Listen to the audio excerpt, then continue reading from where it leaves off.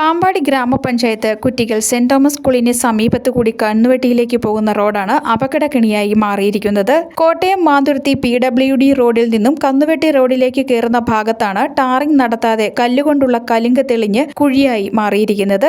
ഈ ഭാഗത്ത് ടാറിങ്ങിനോട് ചേർന്ന് 1.5 അടി താഴ്ചയിലുള്ള കട്ടിംഗ് അതേപടി നിർത്തിയാണ് റോഡ് നിർമ്മാണം പൂർത്തിയാക്കിയിരിക്കുന്നത്. കുറ്റിക്കൽ കന്നുവെട്ടി പഞ്ചായത്ത് റോഡിലേക്ക് തിരിയുന്ന ഈ ഭാഗം കോൺക്രീറ്റ് ചെയ്ത് ഇരു റോഡുകളുമായി സുരക്ഷിതമായി കൂട്ടിമുട്ടിക്കേണ്ടതാണ്. എന്നാൽ ഇവിടെ അധികൃതരുടെ അനാസ്ഥയാൽ അത് ചെയ്തിട്ടില്ല. നിരവധി അപകടങ്ങളാണ് ഇവിടെ നടക്കുന്നത്. കൂടാതെ ഈ വഴി പോകുന്ന വാഹനങ്ങളുടെ അടിഭാഗം തട്ടി കേടുപാടുകൾ സംഭവിക്കുന്നതും പതിവാണ്. പഞ്ചായത്തിൽ നിരവധി തവണ പരാതി നൽകിയെങ്കിലും ഒരു നടപടിയുമായിട്ടില്ലെന്ന് പ്രദേശവാസികൾ പറയുന്നു.